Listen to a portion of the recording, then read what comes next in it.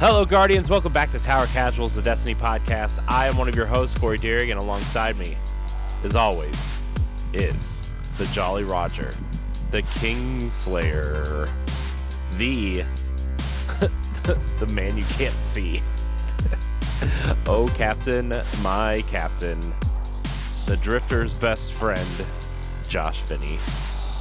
God, dude, I want to offer an apology to everyone for us not being on camera again, because my new office chair did not get delivered today like it was supposed to be. It went from being delivered today to now suddenly delivery date unknown, and that's never good in my experience. So we'll see if it shows up this week or not. Trying to fix my internet crashing issue, which we think Corey and I, as a brain trust, may have figured out the issue here. Yeah. We're smart like that when we put our brains together, Josh. It's been a whole ass week. And, I finally got to meet the man, the myth, the legend, Trevor. I got to meet him the other night. We did a King's Fall run with A1 Johnny and Nerd Generalist. And he's a lovely young chap. Yeah. He's a lovely chap. But for real, it's been a busy couple of weeks. There's been a lot of stuff happening off camera, between the move and a lot of things that have come up in my personal life, and it's been hard to sit down and enjoy some Destiny, but I at least got to play a decent amount of the new season. I can finally talk about Arc 3.0. Talk about the seasonal activities. I'm awake this week. I'm not falling asleep in my chair. It's going to be a good night. It's a very good night. I'm not completely and totally worn out right now. I did not have to pay for a new washing machine. Also good. Very good. I saved myself $700 hopefully, which I now get to spend on a laptop. Oh boy, yeah, we talked about that too. Yeah, that's how we fix my network, is I buy a new laptop. Yep. Corey, how has your week been? Hopefully less stressful and eventful than mine. My week's been pretty busy at work, but I did get to play King's Fall this past weekend with the Discord family over there, the community. We had some issues with War Priest doing some things that he wasn't supposed to be doing, and that was fun. But it was funny. I recorded the whole thing, and the file is 318 gigs. Oh Jesus! My computer would have completely crashed. Yeah, well, I saved it on an external drive, and I was going to edit it down and put it on the YouTube channel because it would be fun to have like community stuff up there, but the file is literally too large to edit, to the point where I had to transfer it to a separate hard drive that was bigger, and I have to copy, what I have to do is copy the file and then trim each file down to each encounter being its own God file. And then what I'll do is trim out the parts where that were bad and then move it along. But yeah, it's been it was fun though. It's funny how much I remember, how much I didn't remember, and then on top of that, how much changed. So which it wasn't a lot, but I actually remember Gogoroth being a lot harder than he was. Mm-hmm. But we blew through Sisters in two tries, because we just messed up the first time. We would have done it in one run, and then Sisters is a gigantic joke of an encounter, which is really funny. Yeah, I remembered Sisters being a lot easier or a lot harder than they actually were. We talked about it. Nerd and I, we recorded a King's Fall spoiler cast the other day, which hopefully, fingers crossed, will be coming to y'all either this weekend or very early next week. But we were both when we were talking about some of the differences from Destiny 1, you used to have everybody had to get up on their plates for both that and for Oryx, and only having to have point A and point B oh my god, made it so much easier for the I ad know. clear and for the franticness of it all. Yeah. Yeah, I definitely agree. It was way easier. Uh, War Priest is definitely the hardest, like by far. And Yeah, it's not even that difficult. It's just that he's just a big bullet sponge, and we had a lot of issues with like, you know, him summoning the thing early or the buffs not reading once we transferred them, and it was just that kind of stuff. So, but yeah. it was fun. It was really fun. Uh I even think totems is easier. Totems is much easier because you Yeah. don't have to have somebody constantly on the plate. You can step off for a few seconds to swap, Yeah. and you can accumulate over 10 stacks, which is Yeah. probably the best change. I mean, there's been tons of times I've left with 20 or more stacks. Yeah, I think like I had like 15 or 16 stacks at one point. Joasis had I think he had 26 or 27 stacks at I one mean, point. it all predicates itself on how many kills you're able to get there. So Yeah. So, yeah, I mean it was I had a good time. This is how I think this is how you change a raid for the better. I mean, you know, I think maybe there's still a challenge mode that you can activate, right? I mean, That you there's have to turn on. challenges to do, and there will be a master mode in a few Yeah. weeks. Yeah. Okay. But as far as the contest mode, that is gone. Yeah. That's what I meant, master Which mode. I mean, we've exhausted that ad nauseum, but it's high time that was put back into the game permanently. Yeah. Because challenge mode is it's just that, like, there's nothing else like it. GMs don't compare. Master mode raids don't compare. Just we want challenges like that, especially people who only play PvE. I'm pretty, I don't really care because I'm not going to be doing them, but I know a lot of people who do want to do them. Yeah. So Yeah. But it was fun. I didn't get anything really that good. I mean, I got a decent hand cannon and I yeah, got the heavy machine gun, which was one of my favorite weapons in Destiny 1. I've done 3 full runs of it, and I have yet to get either of the 2 weapons that I want. So Yeah. I mean, I want the pulse and the scout and obviously yep, touch, but yeah, I think that's how most of us are. You want those to be able to craft them, and mhm. because you can at least just get them into your loot pool, you can buy your guaranteed red border each week if you have to. Yeah. Which, still not a big fan of doing that, but if you have to, then it is what it is. Yeah. Um, I look Yeah. forward to being able to craft those hopefully in the future. They're the first 2 raid weapons where I've really gone, yeah, I think I want the patterns from these, of the craftable raid weapons, I guess I should say. Vow had good weapons, but I think a lot of them were situational. Like Cataclysmic wasn't like, it was good, but it wasn't like this god tier thing right off the bat. It really took the linear fusion rework for us to be like, holy shit, this is a really, really good option. And I know we'd gotten some of that rework last year, and then we got a further buff to it with Witch Queen. It wasn't really until we figured out that linear fusions were king in Haunted that it was like, oh, well, you should probably go get a god roll one of these. Right. And some people obviously are able to craft, some aren't. I was lucky that I had a decent roll on it to begin with, but the only weapon I'm able to craft from the Vow of the Disciple is Insidious. That's the one I decided I wanted to go in on right away. And I'm glad I did because it's great this season with Mm. Arc 3.0. It's been good. The other weapons that I had, though, that I liked, I managed to get pretty decent rolls on them, with the exception of Lubre's Ruin. I got good static drops on everything, so it's like, okay, I'm gonna share some of my gripes with crafting, maybe later on tonight or next week. Um, but I think the raids really underscore a lot of my annoyances with the system Yeah. and with the random chance. But Corey, let's jump on in. Let's Let's do deviate it. from the raid talk. Let's do it. Um, it's just a real light TWAB this week. In fact, speaking of weapon crafting, we're right back to it. We might as well just get weapon crafting out of the way. Clearly, Bungie wants me to gripe about it tonight.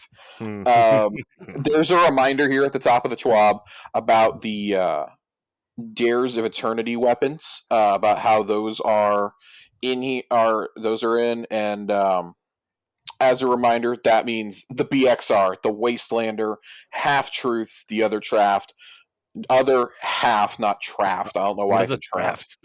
I don't know. I was reading the list and saw the other, and then I read Half Truths while I was doing that. So, Pardon Our Dust and Retraced Path.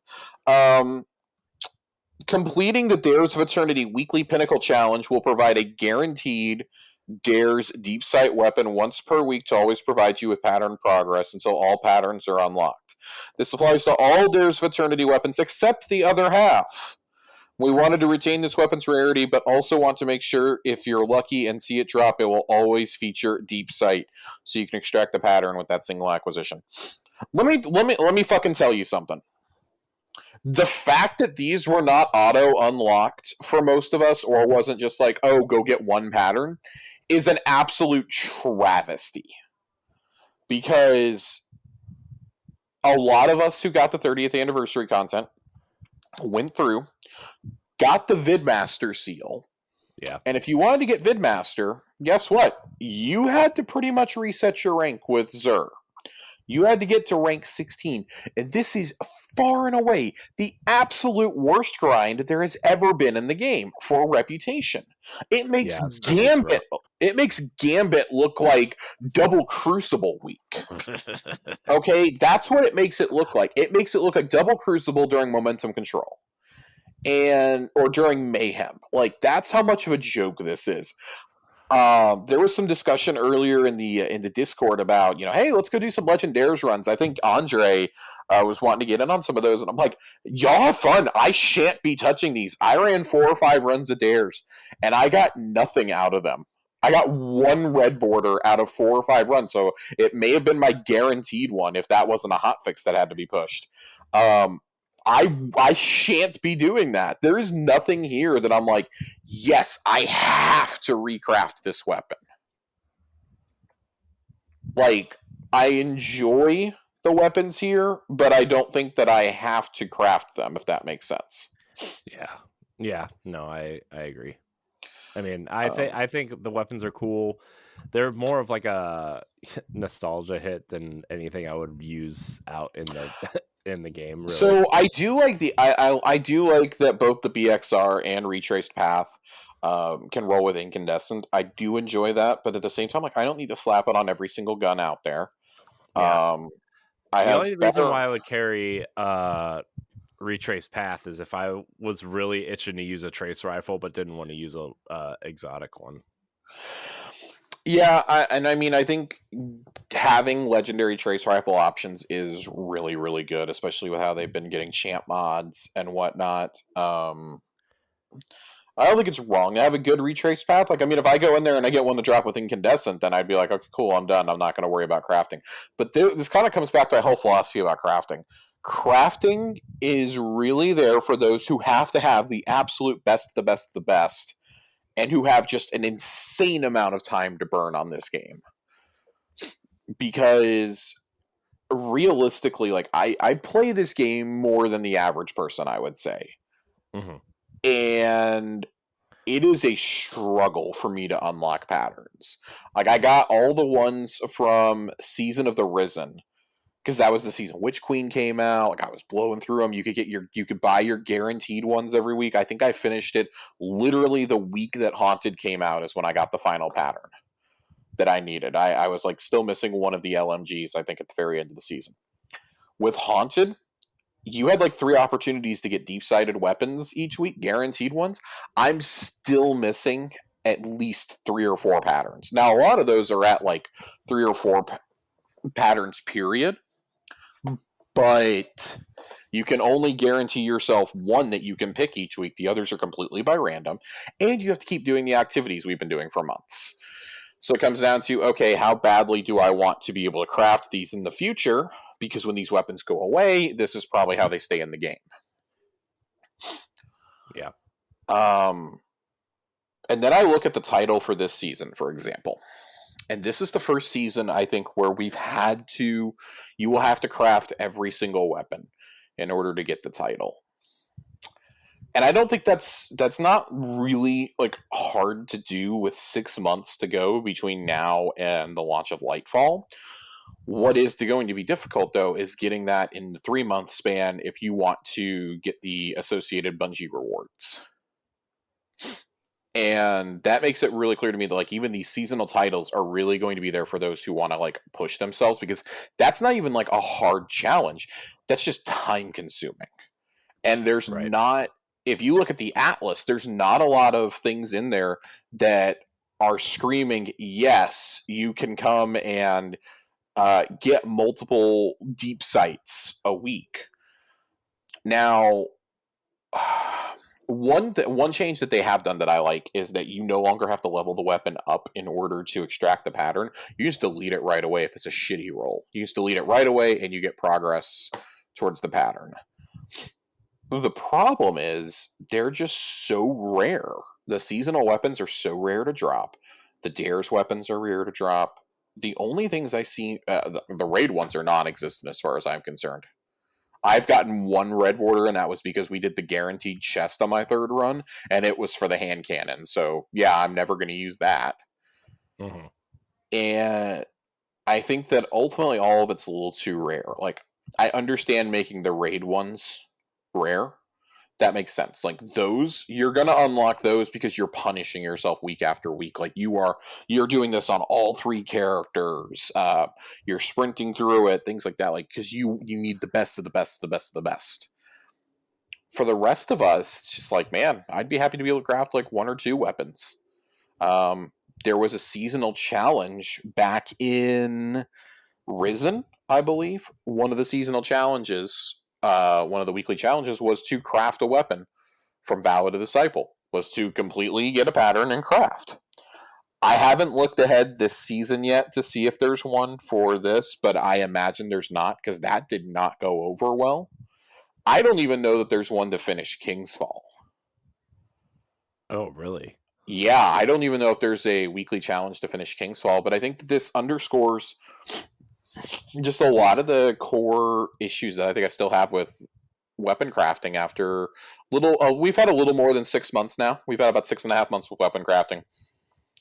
We knew there likely wouldn't be any major changes that would come to it, but I hope that either next season or with Lightfall that there is a massive overhaul to like how many patterns you need, for example. Like if you're going to keep the rarity, that's fine. Lower it to only needing like 3 patterns for it, though. Because I think expecting 5 patterns for every single weapon is just, it's bonkers. Like I've played a little bit less this season than I probably would have by this point in a regular season, but I mean, I ran probably, in terms of catch crashes and expeditions, I ran probably 8 or 9 seasonal activities back to back with our friend Ray last week. Didn't see a single red border. And that's just kind of wild to me. Like, I'm not sitting here being like entitled, but I think if you run like 3 or 4 in a row, you should be guaranteed a red border drop of some kind. Like, you just spent 45 minutes in this playlist with, nothing. Mm-hmm. And that's never a good feeling. So. Right. Yeah. Yeah. No, I hear you.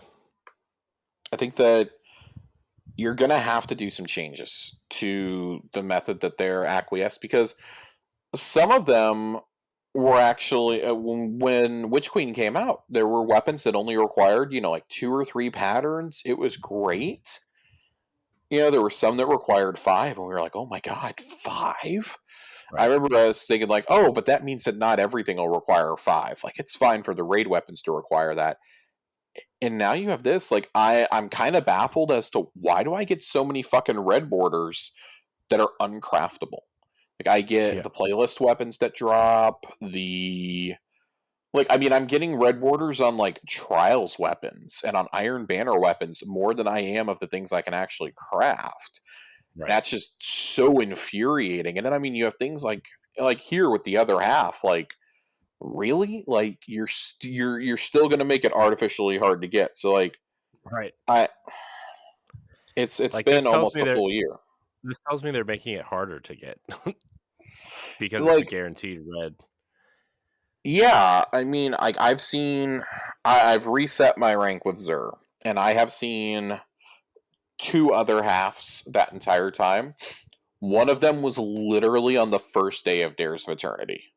It was the first day of the 30th anniversary I got one to drop. I did not realize that it was a rare drop until all the memes about Paul Tassi started. Yeah. Our friend Joasis still has never seen one, apparently. I mean, I've seen one. I don't know if I have one. I guess I've never like really cared because I don't use swords. So, but like I didn't realize that it was so rare. Mm-hmm. Like I knew it was like harder to get than the other one, right? But like I guess I just didn't realize that it was. But let's see.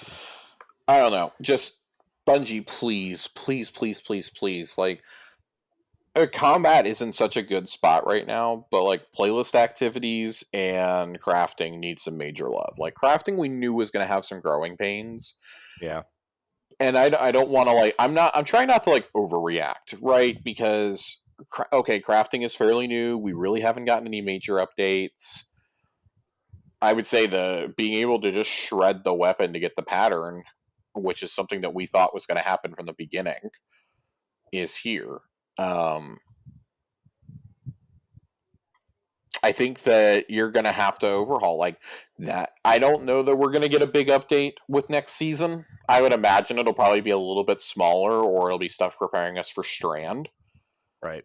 Yeah. Because I have to think that's where the sandbox team is working on that. I don't know if there's a whole separate team that's working on crafting, but I would hope so. Like if you're going to introduce another element into all this and another like probably weapon foundry and whatnot, there has to be a way. Like how is crafting going to work with weapons that will no longer be obtainable? Like am I still going to be Right. able to craft an Austringer even though the derelict Leviathan isn't going to be a location? Yeah. These are questions, and then it raises the question of, well, when it comes to the patterns, what do you do with those? Like, how are you going to punish players who didn't play for that year and be like, well, you guys can't ever get access to these, or oh, you have to buy them through Zur or something like that? Like, I think they're going to have to develop it to where you can outright buy the pattern from Zur or from Banshee or even from the kiosk. Like, they're going to have to do that at some point. Right. And I understand not doing it now because there are titles that are still obtainable. And when it's stuff you can work on all year, like the haunted stuff, like, okay, I get the agreement for the haunted stuff. I will likely have to do a lot more runs of the Leviathan activity, which I'm not looking forward to, so that I can get some of my guaranteed drops. But if that's the price I got to pay to make sure that like because it's the whole FOMO of it all. Like I don't want to get into next year and suddenly, for whatever reason, Bump in the Night is the best rocket launcher in the game, and oh well, you left it at 3 out of 5 patterns, so you can't do anything. Like motherfucker, I want the best weapon in the game, and you're telling me I can't get to it. Like that represents one fear that I hadn't really thought about with crafting, and that has gone unaddressed. Like we've heard that no more locations are being vaulted, but how are you going to handle patterns Right. and weapons? Yeah. We saw. Oh, go ahead. Go ahead. No, I was agreeing with you. I mean, like we saw it last year with the foundries that were available in material from like Chosen, Splicer, Hunt, and Lost. We've seen those weapons and like armor sets show up periodically at Zur, but even those are like few and far. It's few and far between. It's still like a lot of stuff from like years ago that show up as the legendaries there. Yeah.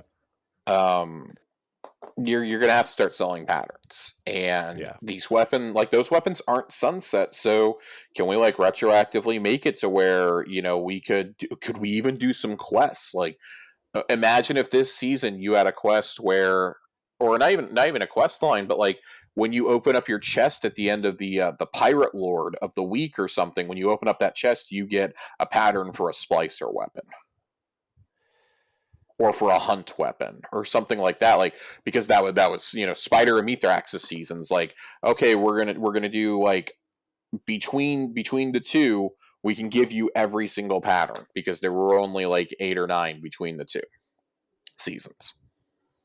Imagine if you had done the haunted stuff and you could have unlocked, not only were you getting red borders, but you were getting patterns for chosen weapons as well. Yeah. I mean, that would be. It seems to me like that's the only way that you can really keep all the weapons in game. And I get wanting to go slow and only add a handful. Like, I'm not going to pretend to know what happens in the background of the game. Like, I only want to assume what happens with this spaghetti code, but it would seem to me that if this is going to be the way that you preserve weapons for the future and preserve gear for the future, it needs to be more accessible. And I mean, it comes up all the time. Like, mods have to be that way too. Mods are going to have to be accessible, even if you just have to buy them from like a specific mod kiosk down at Ada or something. Like, there's Mhm. no reason to make newer players to like punish them because sometimes they have to wait like 8 months to get some of the best mods in the game. Powerful Right. Friends went 8 months without being in the game. Right. And then if you weren't on that week, you got screwed. Yeah. So like you want to encourage build crafting and play your way and this and that, like, but you can't access half the stuff that makes the game so good. And like for a lot of higher end content, and I get that like new lights aren't going to be going in the high end content right away, but even like some veteran players are like, man, I took a season or two off and I've just been screwed ever since. Yeah. I mean, you can't take a full season off anymore, You can't you take a full season off. I mean, not even that. Like, you can't take a day. If you already lag behind, like, you can't take certain days off because Yeah. things are going to show up randomly in the rotation. God forbid that you fall a few exotics behind for your class. So you'll be grinding out those legendary lost sectors, and I mean, I think there's plenty of material there, and I think it's good and dandy. But at a certain point, it has to be like, okay, this has been in there for a year. Let's make it slightly easier for the masses to obtain. Even if it's a rotating, like, I think this goes back to the argument that seasons should be a rotating 12-month thing. Like, the content came out in season 3 of the Witch Queen, it's going to leave in season 3 of Lightfall. At the beginning of season 3 of Lightfall, it gets vaulted. Hmm. Instead of, because now I'm sitting here going, well, shit, I really like a lot of the weapons here, and I'm only 2.5 weeks into the season, but I'm going, man, if I can't get like a bunch of red borders on some of this stuff, like next season, okay, fine, but like next season's armory, man, you have to grind that as soon as it comes up because that content is going to go away 3 months after it launches. Hmm. And I just think that's the most ridiculous thing. Yeah. Yeah, But I agree. I could gripe all night It's about crafting and about the content vault. Yeah. I mean, so did you see did you see Paul Tassi tweet out that they need to release Destiny 2 year 1 or whatever? No, I didn't. Yeah, he said, for players who want to catch up and the stuff would carry over to the main Destiny 2 game, like certain things that would carry over, right? But Mm-hmm. like there's a whole article. I didn't read all of it, but like it was really interesting the way he was putting it together, and he kind of goes into what you're talking about too with some things. And yeah, I mean, I just think it's ridiculous that you just like they're like they claim they want to be a game that you can take off and play other games for a while and then come back when you're ready, but you're gonna miss so many things. You're gonna miss things now. The way that like just the way that seasons are set up in general, you're gonna miss things. You know? I think that as far as like the story goes, that It's absolutely right. I think you can take a season or two off, you can come back, you can experience the story. Cool, as long as you understand the timeline of when things get vaulted. And that's what I'm saying. Like, if you made that just a little bit more streamlined, a rotating 12-month thing, like every season, stuff that's 12 months old gets vaulted. I think that would go a long way for some people. But I also think like we have to have conversations about important story points going away. Like Haunted, the mission where you go into the moon pyramid, the very last mission of Haunted, you're in the moon pyramid fighting with Keitel. That's probably going to be pretty important for Lightfall.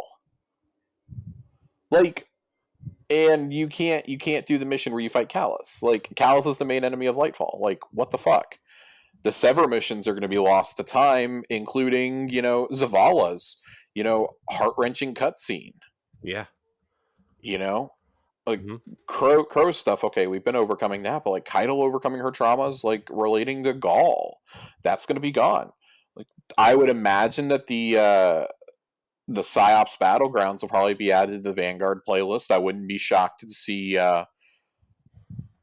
like maybe an expedition or two get added, but we've talked about it before. The Exorcism mission will never be played again unless they figure out a way to unvault that. That's gone forever. It's true, and that truly, like, that was something that was only in the game for a week. You had to be there. Yeah, and it's such a big part of the story. It's such a massive part of the story because we beat the Witch Queen a week later, and we're like, oh my god, so that's what happened right after the ritual. Yeah, it's almost like that the exorcism should have been the first mission of the Witch Queen, almost, like, or like a prologue. Honestly, now, like, I mean, maybe they'll bring that back when Lightfall comes out, but like, that's definitely a huge story moment that if you missed it, you missed it. So I don't know. It's. Yeah, I mean, I really feel like, especially with how many people jump back into Destiny with the Witch Queen and now seemingly Lightfall, right? Like, it just you have to have that accessible for everybody, and it's just not. So, I guess my other question would be to Bungie, like, what do you plan on doing about this? Because clearly they have to know that it's a problem, and we can't just keep sitting here and saying, well, they'll fix it down the road. They'll fix it with Goliath. They'll fix this. We don't even know what the fuck Goliath is. Like, how are we going to fix something that we don't know what it is intended to be? So, like, I can sit here and give you the benefit of the day all day long, and I commend you for saying that no more expansions are being vaulted. I commend you for saying that. That should mean that no more strikes are getting taken out, no more raids. Great. That does make me pretty firmly believe that the stuff that is still there, they managed to work on with the new lighting before Beyond Light came out. At least if it was, I think they had to prioritize, okay, Earth, Moon, and Nessus is what we're going to prioritize here. Knowing that those were going to stick around, but the fact that you can play everything from Shadowkeep forward, it's like, well, but we can't play Forsaken and we can't play D2 Vanilla. Like, I personally don't care that you can't play Curse of Osiris or Warmind. That doesn't really bother me. The Black Armory being gone, I just want the weapons back, honestly. I just want my Blast Furnace. Joker's Wild, yeah, there was some great Drifter lore there, but the lore books are auto-unlocked for everyone now after they've been in the game. Opulence, what story are you really missing from Opulence? You're not missing anything, really. You're missing the Bad Juju secret mission, which I am upset that that's gone. Yeah. I don't think that was hurting anything. The Bad Juju secret mission is gone. You're missing the Menagerie, and you're missing Crown of Sorrow. Like, realistically, nobody was doing these older raids, and that's the point that we got to. Like, people aren't out there running Last Wish all the time. Like, yes, there are those of us who still want 1K very badly. No one's really running Last Wish, though. Like, people are running Garden just to get Divinity, and they're like, I'm done. I'm done. Yeah. Like, it's an annoying raid. I'm out of here. Right. Um, it's really Deep Stone forward. Even Deep Stone, I don't see like a whole lot of LFG posts for anymore because it's 2 years old. Yeah.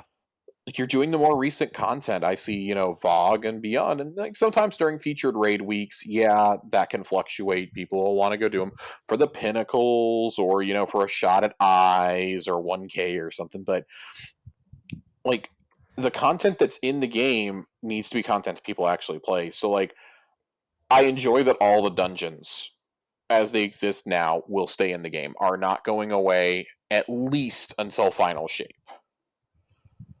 Because it makes it seem like they want you to be able to play everything from Shadowkeep through the end of Final Shape's content year without vaulting anything else.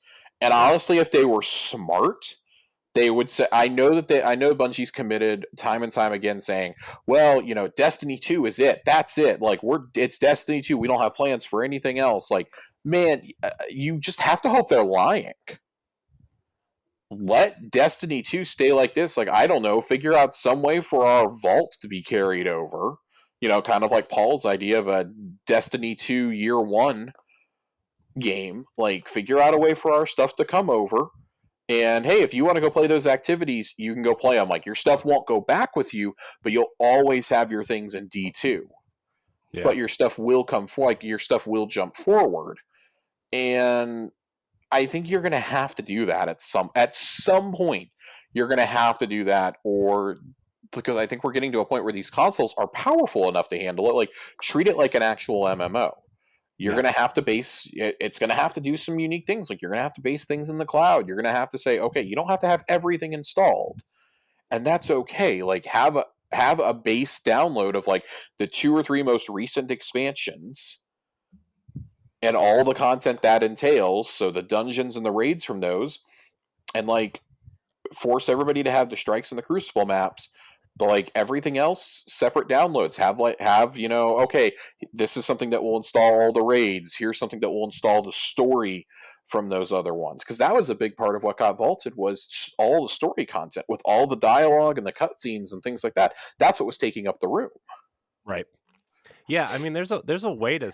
I mean, games like Call of Duty and Halo and Gears, like they all do this. Like, there's games that do this. Now, I mean, granted, they're all not as big and dense as Destiny is, but like, there's games out there that do, segment certain parts of the games out, where then yeah, if okay, I played the Red War campaign, I don't need all that dialogue or cutscenes, or I don't need that, so I'll install it or whatever, right? And I don't know.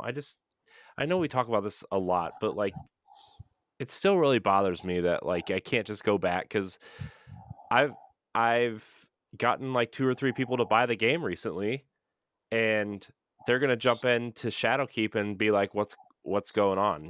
Like, they don't know. I will say, as far as like a jumping on point, I don't love Shadowkeep, and I think if Shadowkeep's where you're starting, you may be driven off from the game before you even get going. Yeah. I guess, as far as like a narrative beginning, as long as you played Destiny 1, or at least know somewhat of what happened in like vanilla D1, I Hmm. think that's actually not a horrible place to start. You're landing on a location that's familiar on the moon, Hmm. and oh, the Hive are still on the moon, and this and that. Oh, whoa, what the fuck is this pyramid thing? Yeah. And I think that's a decent place to start, because as far as the overarching narrative of where we are right now, as much as I like the Red War and Forsaken campaigns, what relevance do they really have? Like, the only thing that you would have to answer for someone from D1 is, and this is assuming that they played the Taken King, is Hmm. where's Cade 6? Hmm.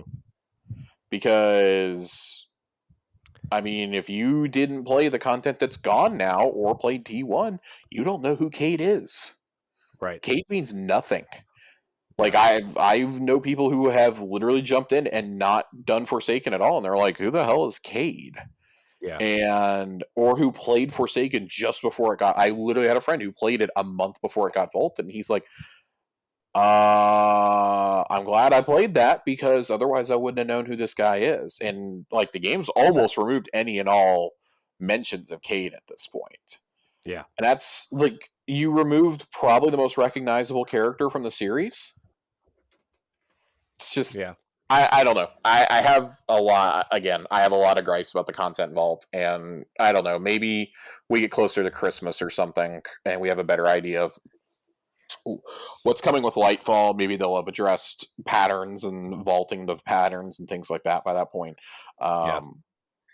We could do another gripe session around the campfire, but I mean, I think at the very least, what they could do is like, if somebody's jumping into D2 for the first time, they could have like the cool animated, like the cool still cutscenes that they've been doing for seasons, right? They could totally just give you like a, up to Shadowkeep, here's what happened, here's what's not here, right? And just tell like they did at the beginning of the showcase, right? That really nice kind of reintroduction of the world to people, right? Like I feel like they could do that, at least if you're not going to bring back this content. Like, explain the Red War, explain Cade's death, explain how Aldrin became Crow. Those are all like points that you could narratively do in some sort of cutscene slash animated visual novel type thing, you know I don't know. yeah. And we've also long said there needs to be a feeder where you can go in and watch the, like you said, the old animated cutscenes, or even like old story cutscenes. You need to be able to watch those Yeah. from in there. Mhm. And I don't think that would require anything too like hard. I think you could watch that in the cloud pretty easily. That could just be streamed into your game. Just like, okay, you got it. I mean, you already have to be connected to the internet to play the game, anyways. It might cause you some trouble on like a base PS4 or a VCR Xbox One, but Yeah, well, I saw Xbox Series S for $227 today, so yeah, the Series S has been readily available for months now and has been pretty affordable. Even PS5s. It was noted by Matt Piscatella earlier, guy who works for MPD and always posts the numbers for us whenever they come in. He was saying like the last 6 weeks have been the best time ever to buy a next gen console, yeah. because like the PS5 Horizon Forbidden West bundles have been freely available. Like It's PS in Direct, stock right now on PS Direct. it's been in stock on PS Direct. Walmart has had it for weeks. Best Buy has had pretty good availability with them. Like, I'm debating if now is when I'm gonna go ahead and grab my disc one, because I bought a digital one when it came out. Is this where I bite the bullet and finally buy my disc one, or what? And it's like that supply is going to get a lot harder to come by in a couple of months. Like, I would say by this time next month, it's going to be tightening up a bit, and then after Black Friday, like, it's going to be non-existent. Like, that's where most of the stock that isn't already out there is going to at this point. But there's kind of no excuse. Like, I understand not being able to afford it. Like, affording a game console is not a priority right now, like with how expensive everything else has gotten, fuel, food, rent. I mean, god, my rent is astronomical now. Yeah. Things like that are obviously way more important, but the consoles are pretty readily available at this point. So like, you can't even say like, oh well, I just can't find them. Like, now, if you can't find them because you don't have the money when they're in stock, that's a completely valid thing. Totally understand it. Like, a laptop that I was talking to Corey about before we got started, it has a 3060 in it, and it's $999 on Best Buy. Like, there are options out there. Of course, PC is like the higher end, but at a certain point, like if you're not playing in 60 frames, I think you're doing yourself a disservice, because I honestly don't know how this game is still running. Like, it's still having to be optimized to be able to run at 30 frames. And that's hard. That's rough with how much stuff is going on screen now. And it's only going to get worse. That's Yeah. only going to get worse, and I think it's only going to hold the game back more and more. Like, I think Witch Queen gave us a glimpse of what they would like to do in some of these combat scenarios, Hmm. but they're ultimately still hamstrung by having to make this work on tech that was developed in 2010 ultimately. Yeah. Well, I Because mean, that's what goes into these consoles. Like, these consoles have tech that were like that was like top of the line a year and a half before they came out. yeah. So I think back to the R&D phase. Like, we always think like, oh, I know I do it. Like, oh, well, it can't. Surely, if you have like a PS4 Pro or a One X, like, it's not too bad. And then you remember, oh, this has to run on the other stuff too. Yeah. It's It's a problem. yeah. So, anyways, that's enough griping about that. We don't have much else left in the Schwab. There's a Lightfall Collector's Edition preview video that's up in here if you haven't watched it yet. With a look at the puka that comes in it, Elsie's Vex Fish, as we've been calling it for 2 years. It is in fact called a puka. It's wild that it took a little over 2 years for us to circle back from the Beyond Light teaser video, which is where we saw it, to it actually being in game. Yeah. This was a no-brainer for me though to pick up. I know. I'm thinking about it. It's still available. It's still available. There's not a lot. I'm actually kind of surprised that it stayed in stock as long as it is. Like, for me, it clearly means they made a significant amount more than they did for Witch Queen or for Shadowkeep. Shadowkeep and Beyond Light. Like, Shadowkeep and Beyond Light sold out the day of, I believe. Yeah. Those sold out very quickly. Witch Queen, they did 2 extra runs, I think. They did a run They're week doing a run this fall. Okay, so they've done a few runs then, because the original collector's edition went out of stock within 24 hours because I wasn't able to get, or less than 24 hours because Colonel Panic was able to get one. I was not. They reopened pre-orders a day or two later, and we're like, yeah, you won't be guaranteed yours on launch day. It's no code. It's physical goodies only. So I bought that, and then it came back around right before launch. Because a couple of you wrote in and told us that when we talked about it, you were able to secure orders. So they've definitely done some reprints of that. It seems like they went ahead and judged based off the amount of orders they had for Lightfall's not even out yet, of the Witch Queen, and says, okay, we want to have a lot more units available right away. Like, I would imagine the ones with codes, that's it. Once those are gone, those are gone. Like, the physical one or the physical only are probably the ones that they're making like just gobs of. That's what I ordered personally. I ordered my digital version through the Xbox store. Yeah, that's what I did. Because I have just gobs of Microsoft points. But very excited about this. So some of the stuff that's included in this, it's going to be a lot of fun. There's a couple of physical pamphlets or booklets. There's a letter from Zavala. There's notes from Keitel on Callus's psyche. Ikora's notes about Osiris's vision of Neptune. That feels like a spoiler, but yeah. The Puka is in there, and the Lightfall Collector's Edition will help Guardians understand the minds of our enemies and hope for what's to come. That just sounds absolutely wild. The Puka statue has LED lights. There's a letter from Zavala and a lot of goods to prepare you for battle. Yeah, Bungie Collector's Editions, 2 thumbs up. I loved my Ghost Edition of D1. I always liked the Halo Collector's Editions that they did back in the day. I was never able to get one as a kid, so I try to buy them whenever I can now because I have disposable income like that. That is honestly it for the Schwab. This was a nothing Schwab. This is a nothing Schwab that we spent an hour talking about, by the way. I mean, that's fine though. I mean, because we didn't really talk about the Schwab though. Because I can't get over the fact that I can't get red border weapons. I want to touch briefly. I want to touch briefly on it before we head into the lore corner. Arc 3.0. Now that we've had some time to play around with Arc 3.0, Corey, what are you feeling about it as a Titan? How do you like your built-in dodge function that you get to have now? Yeah, it's weird. The dodge function is weird because usually I'm just used to running away or throwing up a barricade. Hmm. This adds some agility to the Titan.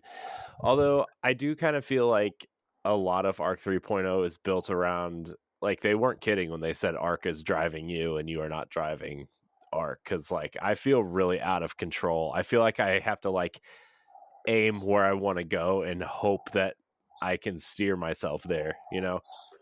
Uh but also, like I said a couple weeks ago, I'm so glad that the week before Arc 3.0 dropped, I grinded for 3 or 4 hours to try to get that uh get falling star, and they just give you one as a Titan. Well, I mean, to be fair, it's probably not a great roll that they give you out of the chest. Yeah, it was a 65 for Oh, me. okay. I listen. All I saw was Liar's Handshake in the Hunter one, and automatically deleted it. So Yeah. I will be claiming Falling Star on my Titan though, because that is the only piece that I want on my Titan. I'm missing a lot of armor, but that's the only one I actually care about. This was a great idea. Those chests, like, I really wish we'd gotten ones for Void and Solar as well.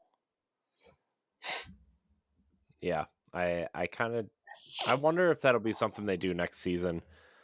I don't know. Yeah, Maybe. I don't know. possibly. But yeah, Arc man. I'll just tell you, using that new Hunter super is fucking wild. I love that thing. Throwing it at an enemy and watching them run around. I did an LFG run of Kingsfall a couple nights ago, and somebody hurled the War Priest, and he was just running around with it in his head. Yeah. It was very funny to look at, but it feels so good to finally be able to use Arc in PvE content as a hunter. That's never been a thing across 2 games that we've been able to do. So for the first time in 8 years of Destiny, 8 fucking years of this game, I've actually been able to use my Arc subclass in endgame content, and it feels amazing. I don't know that I like it as much. I think it's a lot of fun for hunters. I definitely think it's the most fun rework that we've gotten. And it's clear to me that across all 3 classes, the hunters really were the star of all 3 reworks in a lot of ways because they massively overhauled so much of our identity. But man, for the hunters who were bummed out that all Void was about was your invisibility and whatnot, this is the exact opposite. This is all about just dashing up into someone's face. Arc hunters are terrorizing the Crucible again. It's part of what's made Eruption slightly infuriating for me this week. Has been all of the Arc hunters. Yeah. There's a lot. There's a lot. Well, and Like, it doesn't help that Raiju's harness is currently broken because I'm not seeing a lot of the staffs. I'm not seeing a lot of the spears. I'm seeing a lot of the staffs because Raiju's harness currently, if it's equipped, gives you double the length of your super because it's bugged with Arc 3.0. So that's why so many people are running it. Um, and you're damn near invincible while wearing it. Also, like there our arc is going to have to majorly be tuned for hunters in the coming weeks, especially as it relates to Crucible. Like, if this is still up when Trials comes around next weekend, good luck. Good luck, everyone. I shan't be participating. I'm dead serious. I genuinely don't know if I'm going to be going into Trials this season until some of that's sorted out. Um, I really like the power fantasy, though. I think that's something that they've done really good across all 3 classes with all 3 elements now is, well, all 4 if you include stasis, is the power fantasy. And that's why, like, I've become slightly apprehensive going back and watching the Lightfall trailer again, or like watching the explanation about Strand is like, how does Strand, because I want to see the abilities in action a lot too, right? Which we've only seen snippets of. So I'm judging a book by its cover, essentially. But it's like, man, how is this going to live up to the power fantasy of the other ones? right. I imagine that's something we probably. I think they're going to go dark on Lightfall, probably, and on Strand in particular, until this season is over. Um, December 6th is when the season ends. That feels a little bit late to start telling us about Strand, but at the same time, it almost tees them up perfectly because you're going to have 2 weeks before they break for Christmas. They take, I think, 2-3 weeks off from Schwab's for Christmas. Yeah. And they come back and they've got just 6 weeks of nonstop building the Lightfall, and it's out. Like, basically half the season they get to just like take off from giving us updates. Like, the team gets to get all rested and whatnot. I would imagine there's going to be a brand new trailer at the Game Awards that week. I'd be very surprised if that's when we did not get another in-depth look at this. Yeah. I don't know if it'll be. I don't think they'll give us the in-depth look there, but I would imagine that. Yeah, so Game Awards takes place on December 8th. That's 2 days after the new season launches. I can't imagine there isn't going to be a trailer of some kind, whether it's live action or it's just the second, like, it's the actual, like, prologue trailer. Kind of like how we got the Witch Queen one with Season of the Lost dropping last year, and everyone's like, oh, well, we got that 6 months ahead of time. Like, yeah, we got that 6 months ahead of time because the season was 6 months. Yeah. I would also I don't think it's outside the realm of possibility that this possibly gets delayed. So maybe that's why they're not showing us a lot too, is they don't want that information out there for so long. Right. Yeah. But you have to figure the next season probably ties into it. Like, once next season comes out, then that's when they can start talking a little bit more. I think we're in such a good place with all 4 subclasses. We're going to get to enjoy 1.5 seasons with it, all tuned up once they deploy, arc fixes and whatnot. And then everything's going to be thrown out of whack by another new power. Yeah. And presumably another in the final shape as well. Do you think we get another stasis situation where like Strand is just way overpowered in a lot of ways to the point where it annoys people in PvP and other areas? I think it's hard to say until we actually get to see what the exact powers are going to be. I think until we're actually seeing like the full kits that you can make, it's really hard to say yes or no to that. Okay. Yeah, that's the boring answer, but I would probably lean more on the side of no, because there's 4 other kits to work against it in things like the Crucible. Like, my main question right now is Strand going to be viable for endgame content? Because it doesn't seem like it from, a surface level. Yeah. Yeah, I don't know. I mean, I wonder if it's like, it just, I don't know. We got to see more, but it just doesn't seem like it has the, like the oomph that the other ones do. Like Stasis came out and they were like showing all kinds of aggressive moves and stuff. And Strand, they're like grappling hook, and Titans get another punching super. So I would say with Strand, or with Stasis, we saw Stasis in the cinematic trailer. We didn't really get a whole lot of it shown to us when the reveal happened. We really only started getting the information about the supers and stuff after the game got delayed. Because remember, it got delayed from September to November.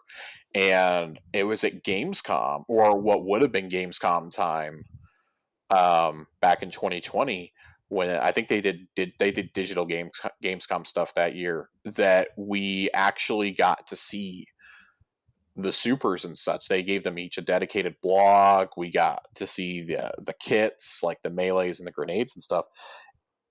And I think that's okay. Yeah. I think it's okay, because that was 3 months before launch.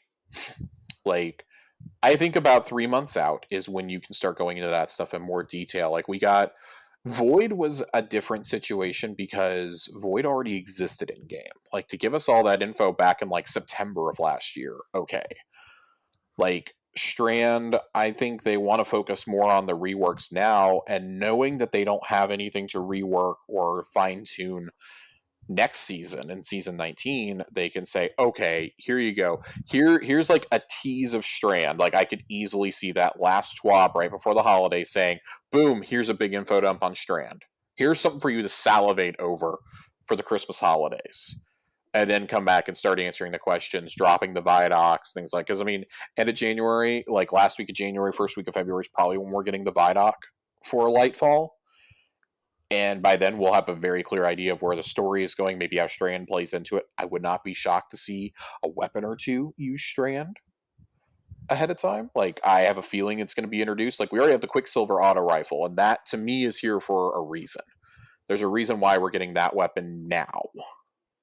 Not like a story reason, but like, we're getting some of the Cloud Runners tech now. Mm-hmm. So I can only hope that we see some Strand-infused gear ahead of time. Yeah, that'd be cool. That'd be great. Let's see. So, I mean, that's, I guess, like, circling back around to Arc, just like, it's a lot of fun. It's a lot movement-based. I'm not a super aggressive player, so it's not really benefiting me too much in PvP right now, but I am really enjoying it in PvE. But I think having something like the Catch Crash and the Expeditions has been a lot of fun for that. I think it's been a great place to just play around with a sandbox. Yeah. So, I guess let's go to Lore Corner. Lore Corner. I love it. Lore Corner. So I'm gonna pick two that I hope we haven't talked about yet. The beginning of the season is always difficult to know, like, what. It's funny, the beginning and the end of the seasons are always the hardest. Like, I'm gonna have to start keeping a running doc of everything I talk about in seasons, so that we're in a particular season, so I don't like sit here and have to like second guess myself live on the air. But this first one is the Skeleton Key. Of course, our seasonal artifact. Commander. The Skeleton Key is a relatively sophisticated piece of Elixir technology from the period immediately preceding the Whirlwind. The key was built to interface with a surprising array of tech via an adaptable resonance matching behavior reminiscent of some known Golden Age systems, making it invaluable to Elixir pirates and other spacefaring ne'er-do-wells. With some optimization, it could even be used to enhance certain pieces of armor and weapons of Elixir manufacture. In all, an intriguing item indeed. Now, I would be remiss if I did not mention that this report would have been completed sooner had there not been repeated interference from a certain individual to whom I shall only refer to as Mr. D. The item in question was repeatedly removed from secure Vanguard premises by Mr. D, who was later witnessed using the Skeleton Key to interface with several mechanisms in the Annex, including a discontinued power generator, a deciphering core, and several appliances used in the preparation of food. When confronted, Mr. D replied that he wished to goose them and showed no interest in following the proper channels for access to the restricted cryptography technology. When I later personally brought Mr. D the first sheaf of the necessary paperwork, he reacted with a series of gestures that are considered obscene across 3 different cultures.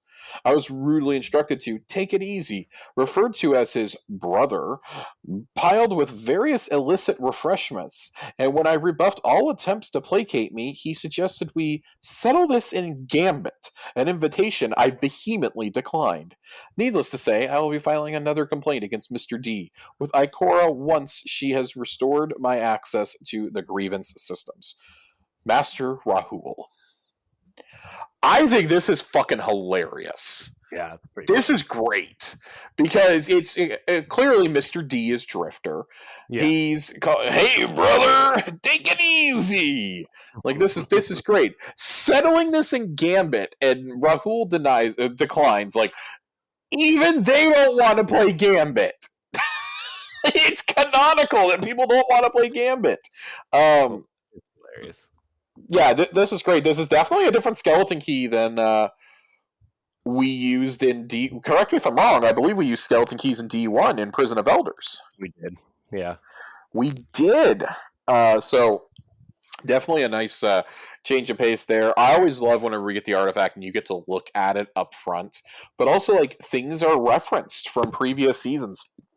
For example, in some of the dialogue this season, Mithrax talks about using his splicer gauntlet, which of course we used in season 3 last year. We used it during season of the Splicer, its namesake. So I always like looking at these, and I like that you can go back and look at them at any time and pull the lore from them and read them, things like that. But this is cool, like a little piece of Elixni tech. It's kind of like the Cabal, like we're getting more and more into their cultures as they become more ingrained into the city. Like the last city isn't just the last city for humanity, it's kind of the last bastion for anything standing against the darkness at this point. Um, so I think that's pretty cool. And then the other one that we're going to read is the Speed Metal Shell. This is the ghost shell that is part of the pre-order pack for Lightfall. I should have missed this speck of a station on the way to Pluto, except that for all it lacks in size, it's surprisingly warm, almost a full degree above the background of space, practically a flare. My ship's engines whir through cooldown as I step into the landing bay. Its stock design. Years ago, I could probably tell you which floor plan it used from Fabridine's showroom. Ishtar registration. Probably an observatory forgotten from collapse. But what's waiting past the hatch isn't shock. Atmo gear, shiny and new. Someone's been here since the collapse. I unshoulder my rifle and warm up her power cell. A handprint. Grease and dust pressed sharp against the white wall. Sized for a Cabal, but 5 fingers. There's more. A smear of rippling silver and broken bits of something familiar. Too big for a gun, but maybe for that hand. A rustle behind me breaks the silence, and I fire. Don't shoot, Exo, a small voice begs. I'm just Toki. Her glowing lens pokes out from behind the doorframe. A ghost. Why are you here? I heard the call. The call? To a guardian? There's no humans this far out. Well, I know that now. Her body ripples in the light, looking oddly familiar. What's up with your shell? You like my silver? My friend showed it to me. Another ghost was crazy enough to come out here with you? No, ma'am. I met her here. Her fins coax something into view, a beautiful little mess of ribs and sails, with 6 bright eyes appraising me. I reach for it, and Anna's tiny hands pull me into a hug. Her dress is dirty and she's crying. Grandfather's totally gonna freak, I think, as I pet her hair. It's okay, I'll help. I start as Toki's friend slithers into my hand and coos. I'll help, I realize. This is... We can infer this is Elsie. This is Elsie encountering her Puka for the first time. The question for me becomes, who the fuck is the ghost? Right. Who does the ghost team up with? Like, and if the ghost actually shows up in game with this shell, I'm gonna freak out because I think that's fantastic. I really, really like this. So Toki is the name of the ghost. Toki, we can assume, probably takes some sort of like story role. Maybe, who knows? We've been led astray before by things from pre-orders. But I think this is just an interesting bit of it because it's clearly showing Elsie's first encounter with it, and the question is, where does this take place at in the timeline? Are we going to get it retconned to where Elsie's little Vexfish wasn't with her during the events of Beyond Light? Because they never actually showed it in game, I don't think. I don't even know if it was in the cutscene that we had gotten before the game came out, when it was put in game. When they see the pyramid, I don't know that the thing was actually with her. I actually genuinely do not remember. Yeah, I don't. So I would be very interested if it's not there in game. Then clearly it was something, because I want to say that Luke. I think it's one of the last things Luke Smith really talked about when it came to the story, and it was like, well, that's more of a concept of something we want to explore. Maybe we'll circle back to it, maybe we won't, is essentially what he said. And I think that the fact that they're coming back to it now, like, this makes me wonder, this either takes place just before Lightfall, or this takes place, this could take place in one of the alternate timelines that Elsie's been in, or this is taking place directly in the lead up to Lightfall, like it seems like Elsie is going to have to play another role in the story, even though she's not in the key art. She's probably the one who, her and Osiris together, probably alert us to the existence of the colony on Neptune, because she would be the only one who's actually been out there. And Osiris, I mean, we're assuming that Osiris is part of it, partially because we know the description from the collector's edition, but also he's in the key art. You know, he's the only human in the key art. Well, the only human that we know that's in the key art, at least. I would be curious though, like, so whose handprint do we see there? And I think there's a couple of different possibilities. The first would be if Osiris was out there fucking around and it wasn't just on Mercury the whole time. Entirely possible. Maybe Marasov's Awoken have been out there. Maybe Petra and Mara have been out there or something. But I think the most likely explanation is that it's either somebody who's dead or it was Drifter. Because Drifter's the only one who's been out that way that we know of who survived. My ultimate dark horse, though, that I really, really wish it would be, I would love for it to be Fenchurch. I think that would be absolutely amazing to bring like some throwaway lines full circle. He's already part of the investigation dossier that's in the Witch Queen Collector's Edition. I would really love to see him in the flesh by the end of the series. By the end of D2, I would love to see Fenchurch in the flesh. Yeah, I mean, I think that would be pretty cool. And we know he's out there with Mara, or he's been out there with Mara and Petra at some point, with whatever those two are doing currently. Yeah. So, that's Lore Corner for tonight. Lore Corner, everybody. Lore Corner. Yes, the speed metal shell and the skeleton key. We have a bunch of questions tonight, though, that we need to get to before we get out of here. We do. We have quite a few. Well, we have, I don't know, quite a few. We have 1, 2, 3. We have 5 questions. We have 5 questions tonight. This is quite a bit. So our first question comes from Tiger Jesus 64. My question: would you rather have every strike in Destiny come back or every Crucible map?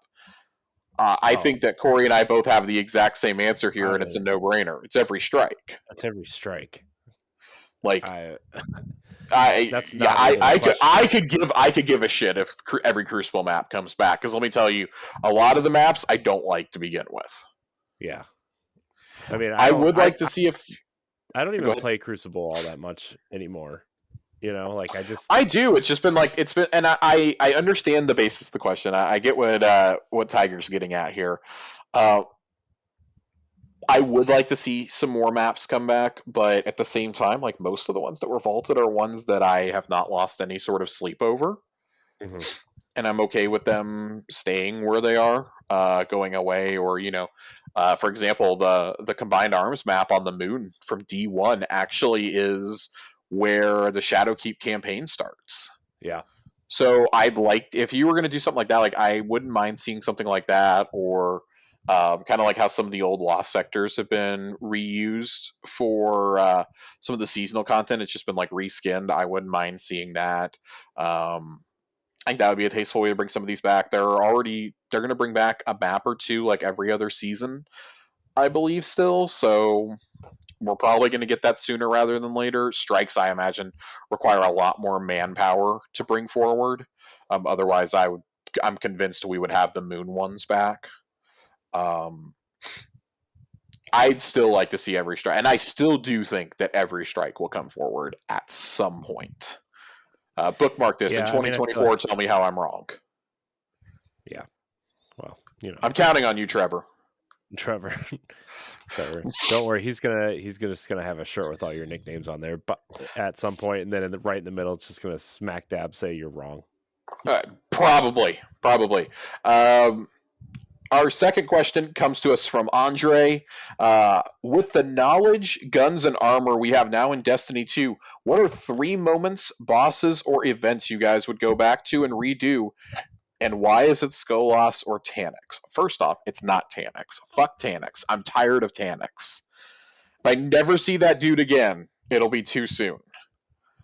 I think I've been pretty clear on my desire to see Prison of Elders come back and fight Skolas again, with the D2 arsenal and with our 3.0 abilities. If I had to pick two others, though, this is actually a little bit harder than I thought it was going to be.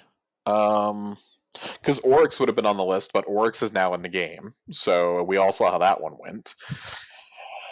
Yeah. Crota I feel like is an easy target. Like Crota and Axis are probably the other two answers I have. Like I want to see how the D1 guys would stack up against what we have now.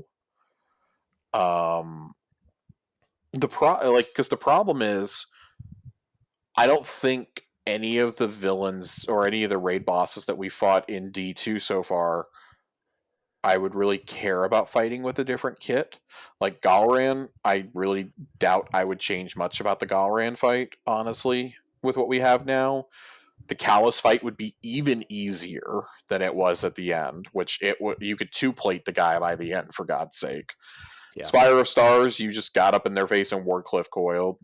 What is it? Argos? Argos wouldn't die any differently. Insurrection Prime, we fight mini ones of those all the time. Yeah, I mean, I got to pull from D1. I got to pull Skolas, Crota, and Axis up off the bench. Yeah, Axis is... I'm really interested to see... You know, especially from like a story standpoint, they're bringing back an old raid next year too, right? They said so. Like, yeah, I mean, at this point, like we talked about it a little bit in the spoiler cast. Like, I think we can safely pencil in that it's Wrath of the Machine. Yeah, I mean, it makes sense from like a story standpoint. If Strand is kind of like an evolved version of Siva, or like a right, and like that, oh, man, I love Wrath of the Machine. I know it's like not like the best raid or anything, but I think it's so dumb. And I see it. It's very revered in D1 circles still. Like it's that and Kingsfall were like neck and neck for a lot of people. Wrath of the Machine, fun fact, still the only raid I've never truly beaten. I was one ball throw away from finishing good old Axis off. God, those stupid balls, man. That's where my clan name, the Wrong Direction Pirates, that's where it came from, was because my girlfriend had the final ball and she whiffed it. She spiked it down into the pit and we all wiped. Well, so we immortalized it. Even though she didn't play Destiny anymore, we immortalized her forever. 5 years ago. Yeah, so Corey, who would you bring back? Who would you want to fight with the current sandbox, essentially? Oh, jeez. I mean, I don't really want to fight Crota again, to be honest with you. I don't either, but I needed a third answer. Yeah. That's the problem. Like, there's not dungeons to pull from for D1, and it's like a strike boss is a strike boss. Like, I guess I could sit here and say Rockets McDickface from the land tank on Mars. Gross. Nope. Yeah, Sepix Prime has already gotten his ass whooped about 100 different times by me. Yeah. Tannix has been killed in like 4 different incarnations. The Dark Blade is back as the Light Blade. I think it would be hilarious to bring Tannix back again. Honestly, I would just quit. I would quit. Put him in a Lost Sector, man. That would be the funniest thing. Just put him in a fucking Lost Sector. Yeah. You know, it'd be kind of cool though, honestly, to bring back like so this is bosses from anything, right? Like, yeah. I mean, I think the Shield Brothers would be a really cool. That's true. I feel like, you know what a cool way to bring them back would be as like a raid encounter almost. So it's funny that you bring up the Shield Brothers. Corey, have you played this week's story mission yet? I was going to play it I was going to play it on Tuesday, but we ended up doing whatever the Pinnacle dungeon is this week, Prophecy. So and a couple other things. Yeah, so minor spoilers, because I mean it's not actually them, but the pirate lords that you fight this week are 2 Cabal commanders who have the same mechanic as Shield Brothers. Oh, that's so cool. It's so weird. It's so weird, but it's like so good. They die so easily though, like because we're so powerful. Yeah. But they very much jump around like that. Like you get a third of one of the health bars down, and then it says so and so has retreated, and their buddy comes out, and it's. I was like, hey, I've been talking about Shield Brothers lately. Like this is cool. Yeah. So okay, I would change from Axis. Then I would change to Shield Brothers. Yeah. So let's see. I'm trying to think. God, Skolas. I don't want to fight Skolas again. I'm not gonna lie to you. I don't either. I was thinking big picture here. You know, it'd be really cool too to see, and maybe they could do something interesting story wise. Would be the Gate Lord that you fight in D1 in the Black Garden, like a different version of the Gate Lord. Yeah, I mean, I guess we've fought him as a nightmare, and we fought him somewhere else too. I think you fight him as a Gate Lord, and you fight him in Dares of Eternity. I forgot about the Nightmare version. Man, I think, man, Undying Mind. That's dumb. So I'm trying to refresh my memory here. Yeah, there's not a lot that they haven't brought forward in some way, shape, or form. No, I mean a lot of the bosses, like I was thinking of from Court of Oryx, have been brought back in Dares in some form, or just a nightmare, or that kind of thing. Fogoth is one they didn't bring back yet, though. Yeah, I mean, I could be down for. Who was the? It was the Rise of Iron Strike. I don't think he was named the War Priest. No, it was the Archon Priest. No, not Archon Priest. Archon Priest was on Venus. Are you sure? Talking the one that was in the Cosmodrome. I'm going to look this up while you're talking. I'm going to look this up. Let me see.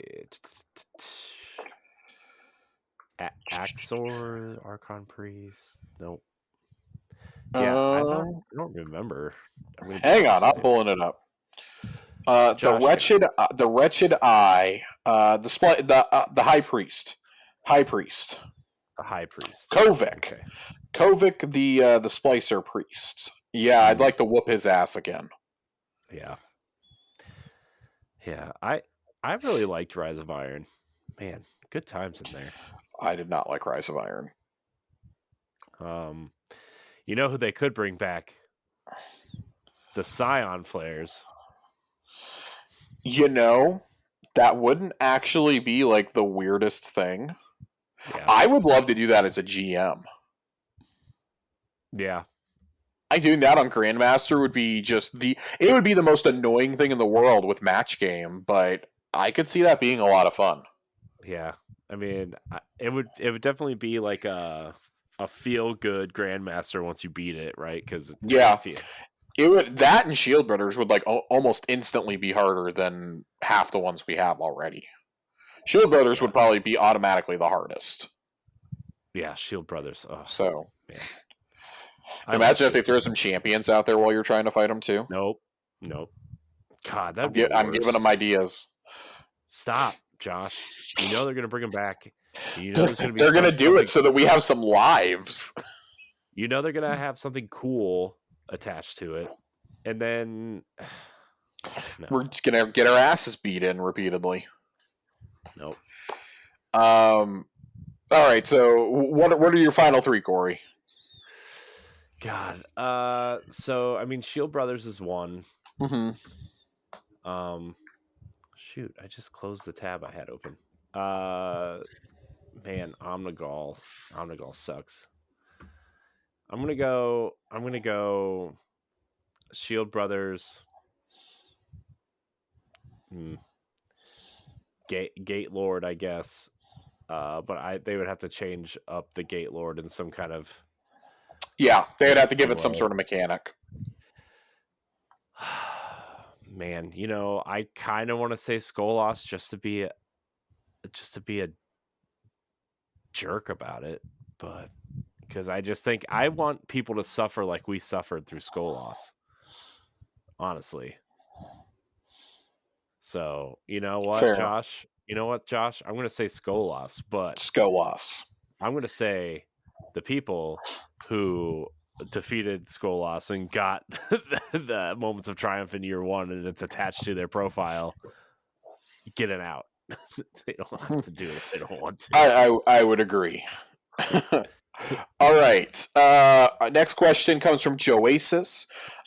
You can only bring one exotic, either weapon or armor, not both, with you, and the rest get destroyed. What are you taking? Oh, Outbreak perfected, 100%. All right, so Corey is bringing the power of Siva. For me, I got to flip a coin here. I'm not bringing any exotic armor. I'm going to leave my exotic armor behind. I'm a hunter. I'm leaving exotic armor behind. Part of me wants to say I need to bring my stompies because some of those jumping puzzles I feel like I need them on. But I'm going to be a man. I'm going to go forward without them.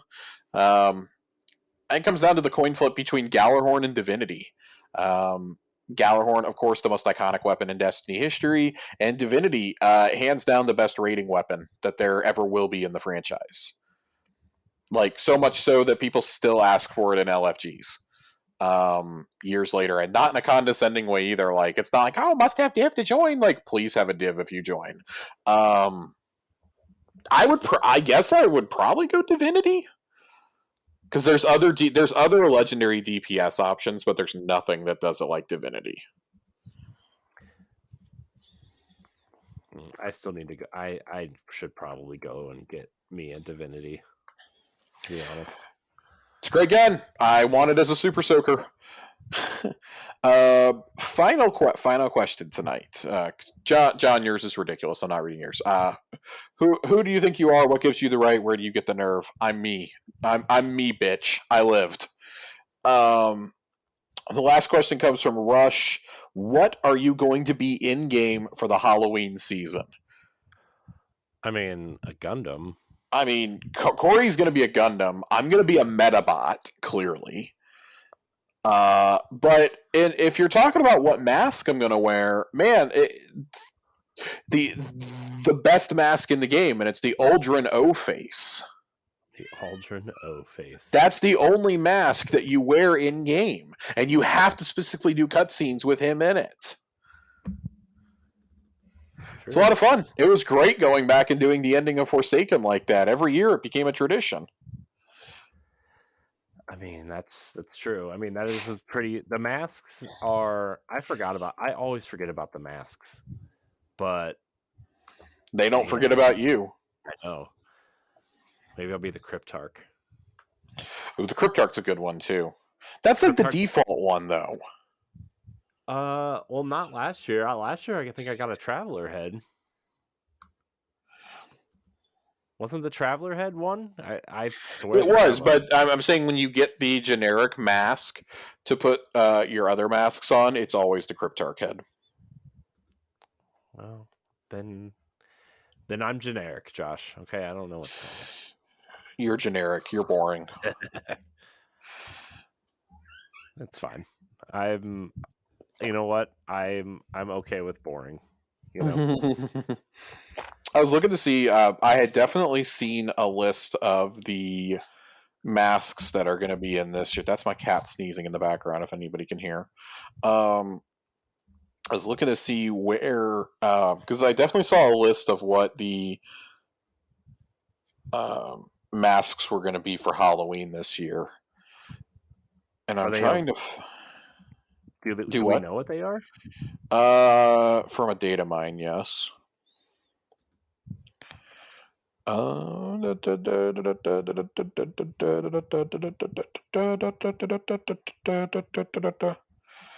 definitely saw it like a week or two ago, and I'm scrolling through the feed I saw it in.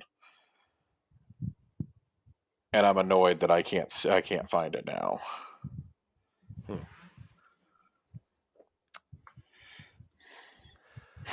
Well, irregardless, Uldren O-Face, man. That's that with a Gundam body. That's what you want to do. I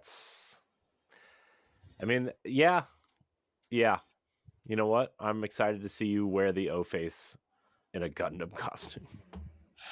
The O-Face in a Gundam costume. What? Is the Hunter a Gundam robot too? I don't remember. No, the Hunter definitely looks more like a Metabot. Okay. I've kind of forget. So awful me, I guess. It wasn't. Yeah, it's not great. Yeah, I can't find it. I will eventually find the list, and we'll talk about it. Even though it's going to be in game in about a month, I still really want to talk about these, and I can't find the list, and it's bothering me. Oh, that's funny. Corey, just get me out of here. I am. So before we get out of here, a couple things, Josh. We're now on Amazon Music. Oh, wow. Okay. And we're coming for you, Bezos. Yeah.